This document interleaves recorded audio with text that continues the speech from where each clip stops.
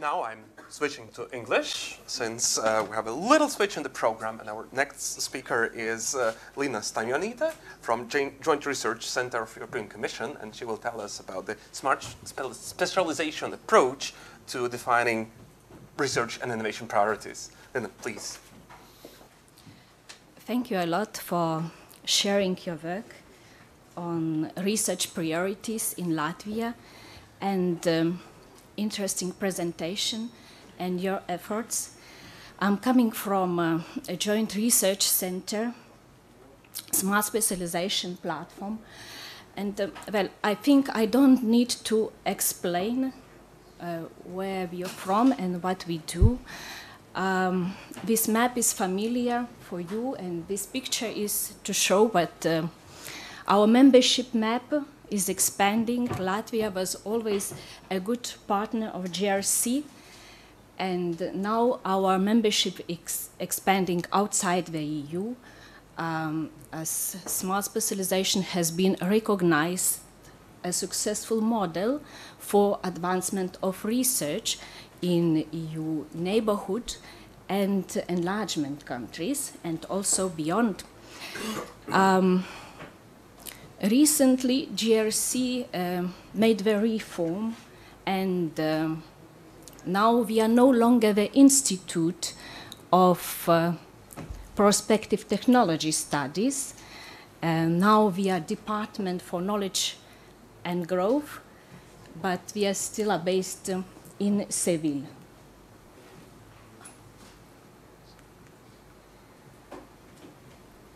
From the year I have joined smart specialization platform, the activities have expanded to more and more thematics. And from the general hub on guidance for development and implementation smart specialization strategies, we have more thematic focus to concrete projects as Stairways to Excellence, Lagging Region Project, support to macro-regional cooperation, and of course, lately more focus is on the thematic platforms based on the value chain approach.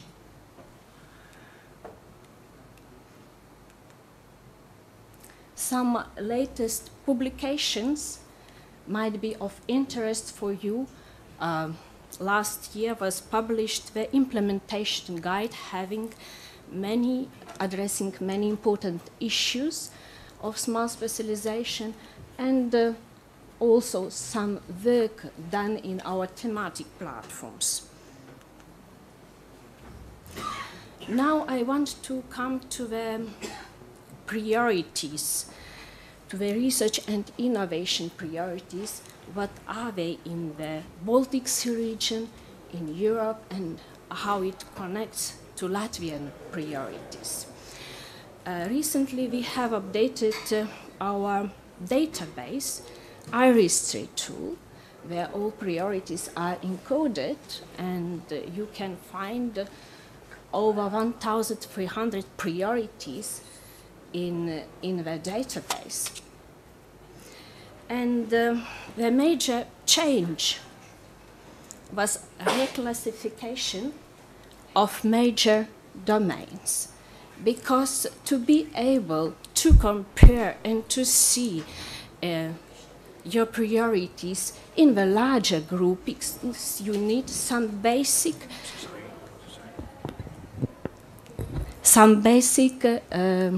classification. How to connect the priority. Before we had the main domains, research and innovation capabilities, target markets, and EU policy priorities. The first two were not very clear to the stakeholders, so now we have economic domains connected to the Eurostat NACER coding, and scientific domains connected to the nomenclature of analysis for the scientific programs, which is more objective. We call the countries and regions to revise these priorities because the conversion was made by our experts, and not always it can be exact and attributed to the particular domain, as we are not completely aware about the updates taking place in your strategy documents. So let's see to some Latvian priorities.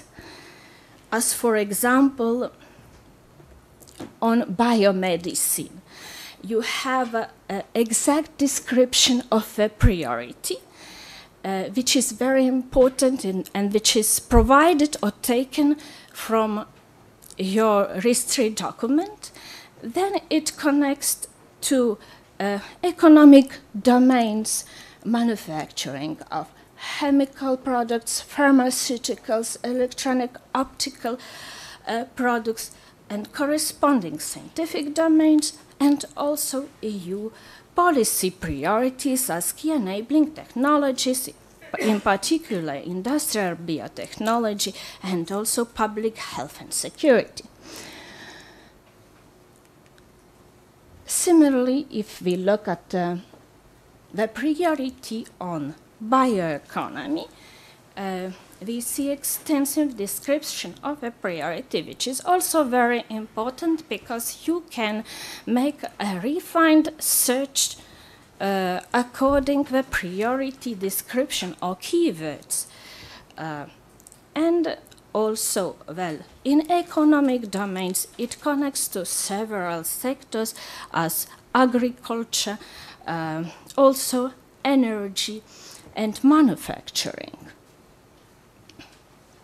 And more precisely, EU priorities on sustainable innovation and bioeconomy.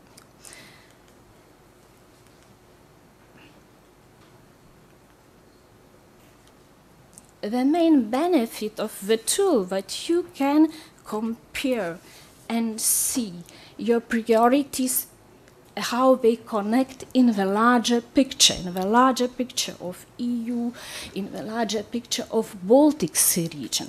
And the novelty of the tool is that now you can get the list based on EU macro regions such as Baltic Sea region, Danube region, Ionian Adriatic region. And here you see health, energy, ICT, industrial modernization, agro-food priorities dominating. And you can see how they connect to the Latvian small specialization priorities.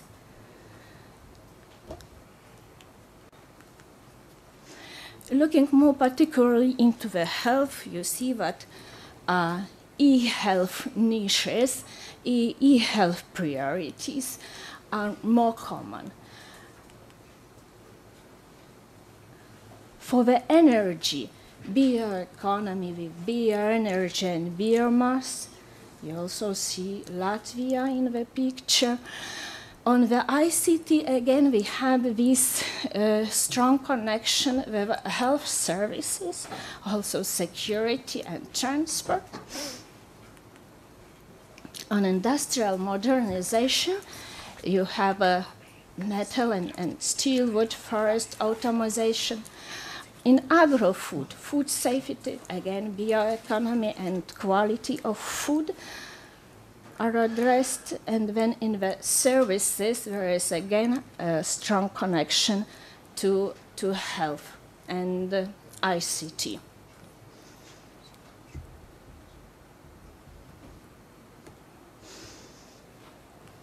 Another tool which is very useful, this is visualization of European structural investment funds based on the priority areas.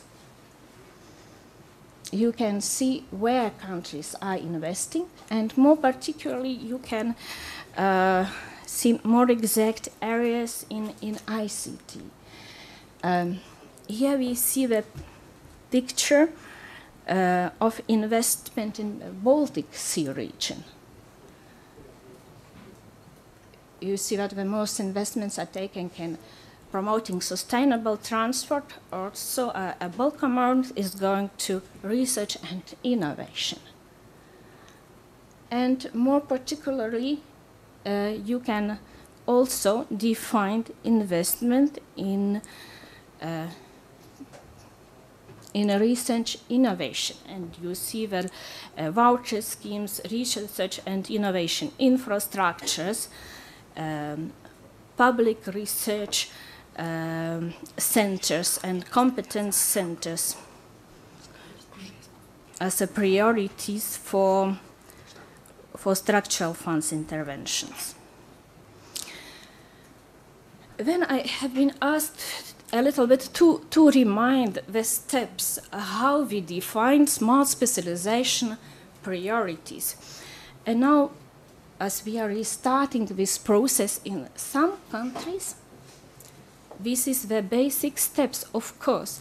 Like here, you start your work from the analysis of your capabilities, of your assets, of your potentials, economic, scientific, and innovative.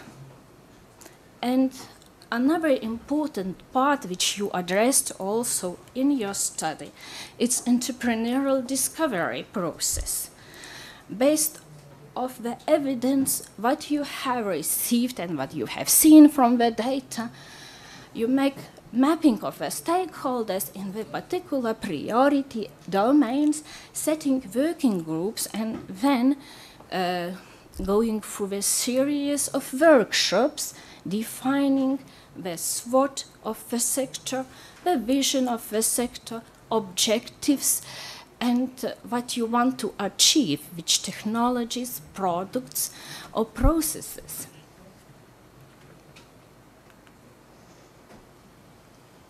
So finally, going through many filters and steps and filters of critical mass, growth potential, competitive advantage, and as well how it addresses grand challenges, as well how it connects and makes impact to other sector, it comes to the list of the concrete priorities and concrete niches. This you can see as the cycle. And for refining research innovation priorities, it is very important monitoring and evaluation based on your implementation report. And the conclusions, how the objectives have been achieved, if we have made the correct choices, these go through entrepreneurial process once again to refine or redefine the smart specialization priorities. Main principles of smart specialization, they do not change. They remain the same. You have to consider all your assets and capabilities, but to focus on the most competitive ones. You have to involve all stakeholders, but you have to prioritize. It considers all forms of innovation.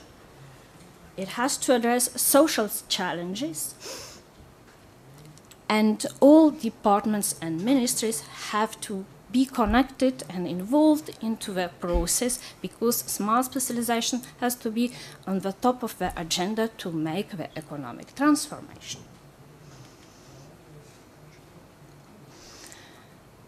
And of course, as businesses are very important to involve into the process, to exploit market opportunities, society is very important as well to be able to address the main societal challenges.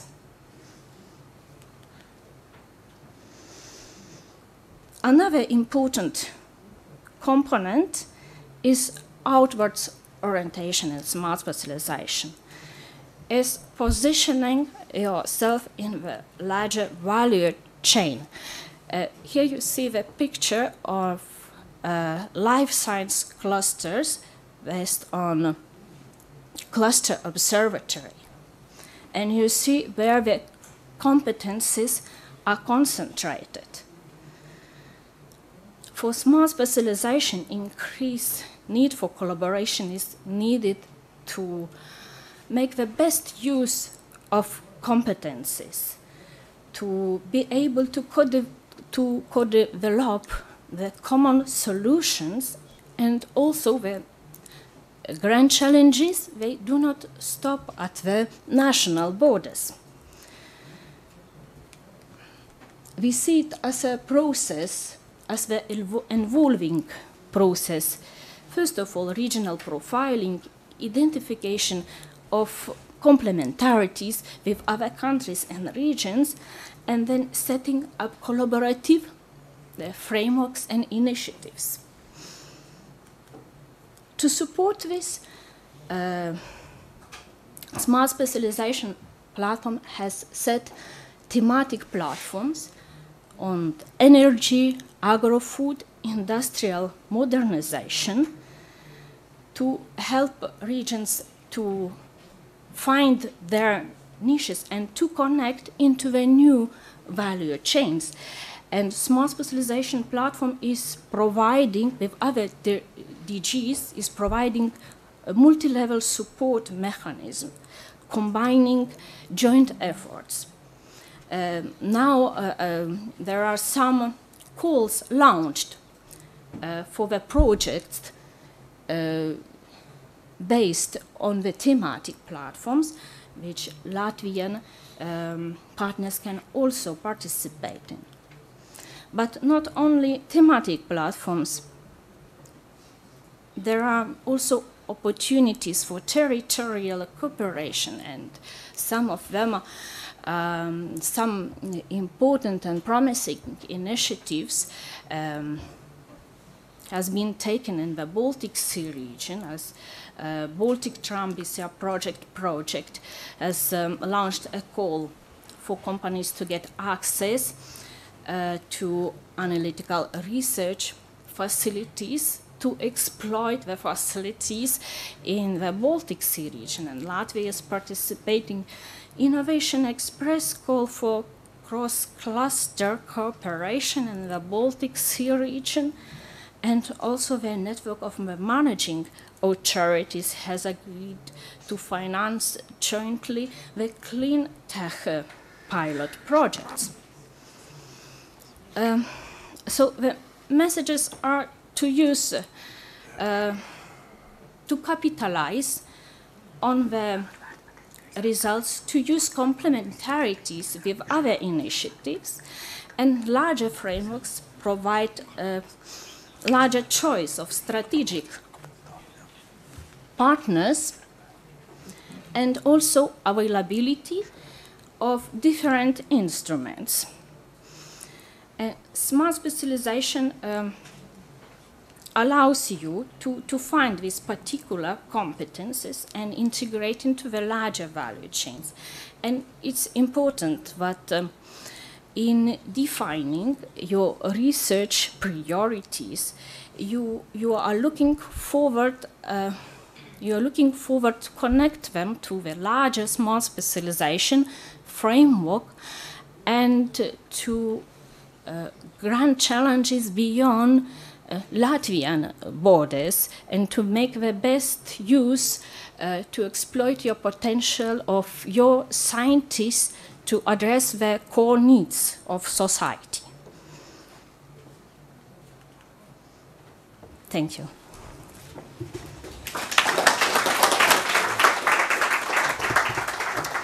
Thank you. Thank you very much, Lina. I think we have seen that the challenges on the European level, on the regional level, are no less how to connect specific topics, capacities, and advantages to the grander challenges and the needs of the society. And it's very impressive to see the serious analytic capacity and support that the European Commission provides to defining these priorities. And to me, it was somewhat reassuring to see that the big questions that we have identified nationally are pretty much aligned with the grand challenges on the European level.